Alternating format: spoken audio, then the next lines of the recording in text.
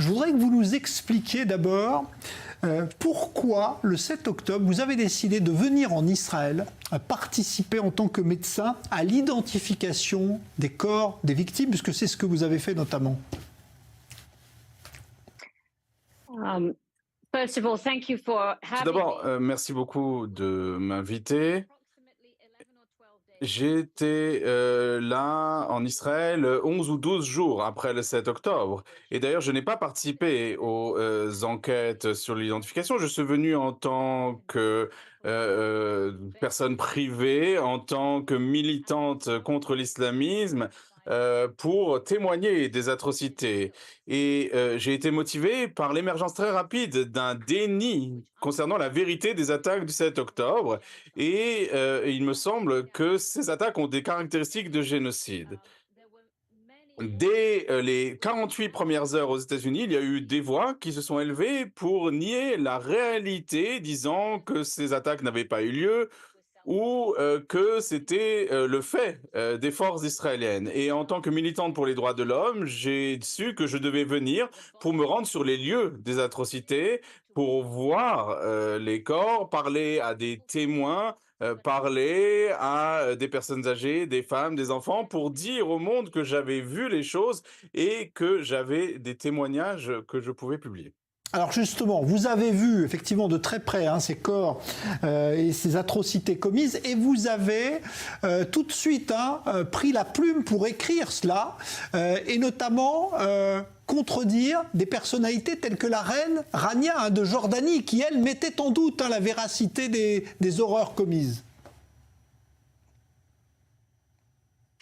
There was a very sad coincidence. Il y a eu une coïncidence très triste, puisque j'étais à la morgue de l'Institut médico-légal d'Abou Kabir à Jaffa, avec le directeur général de l'Institut de médecine médico-légale, et nous voyions des dépouilles qui étaient amenées à la morgue. Il n'y avait là d'ailleurs pas que des corps de victimes de la violence génocidaire du Hamas, mais je voyais les blessures par balles, les poignets qui avaient été attachés avec des câbles électriques.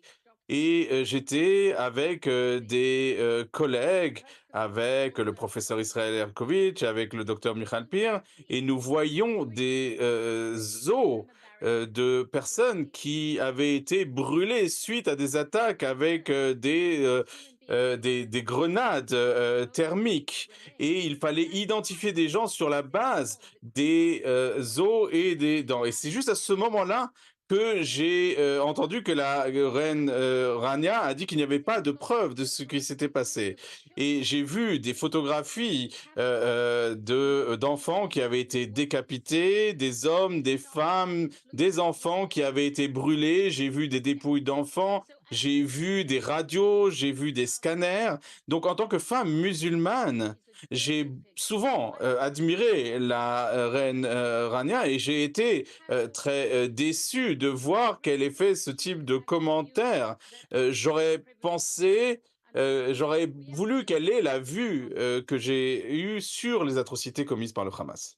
Est-ce qu'aujourd'hui, parce qu'on est quand même plusieurs mois après toutes ces horreurs, et vous êtes aux États-Unis justement, docteur Quentin Ahmed, est-ce que vous avez l'impression que l'opinion a évolué sur ces horreurs qui ont été commises en Israël, ou est-ce qu'il y a toujours ce même déni d'une partie, en tout cas, de ceux qui ne préfèrent ne regarder que ce qui se passe à Gaza et pas ce qui s'est passé en Israël? Je pense que c'est quelque chose qui doit nous inquiéter. Je pense que le récit s'est approfondi et qu'il est très dangereux. Il y a eu un soutien public au Hamas. Il y a eu une légitimisation non seulement du Hamas, mais aussi de l'antisémitisme à un niveau sans précédent aux États-Unis. Et c'est un développement qui doit nous inquiéter. Les événements du 7 octobre, je pense, peuvent être qualifiés de génocide.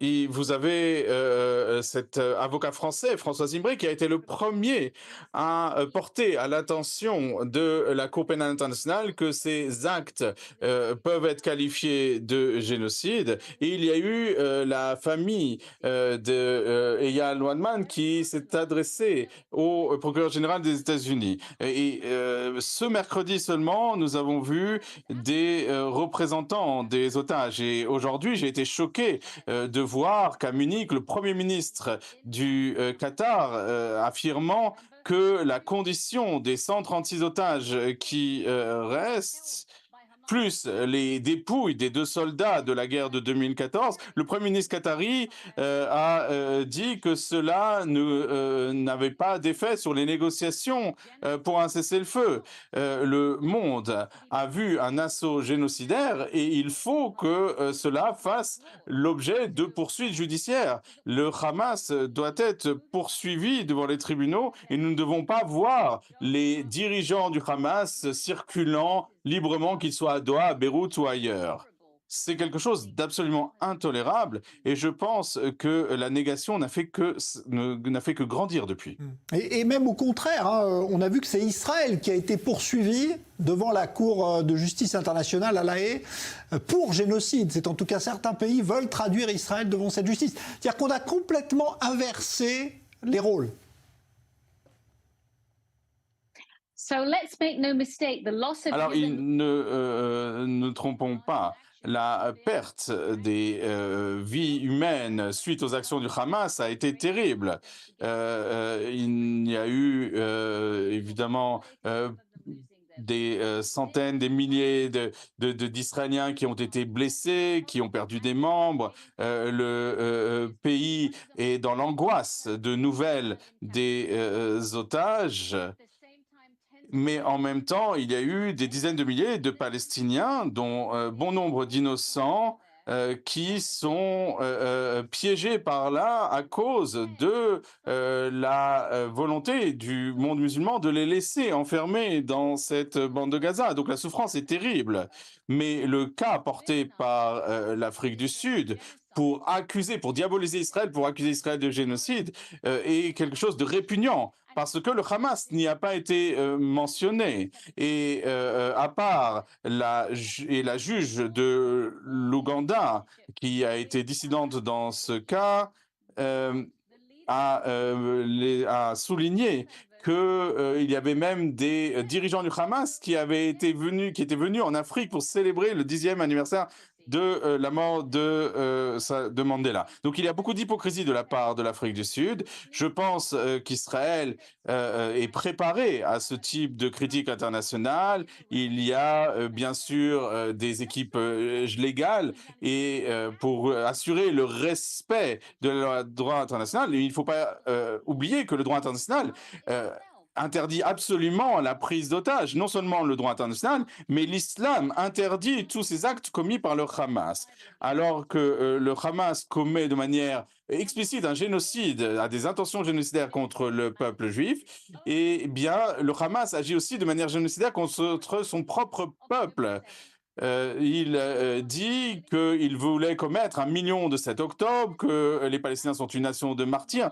Tout cela est un vocabulaire génocidaire qui est prononcé par les dirigeants du Hamas. Et tout cela doit se terminer par des poursuites judiciaires contre ces dirigeants qui se cachent dans des tunnels souterrains alors que leurs citoyens meurent.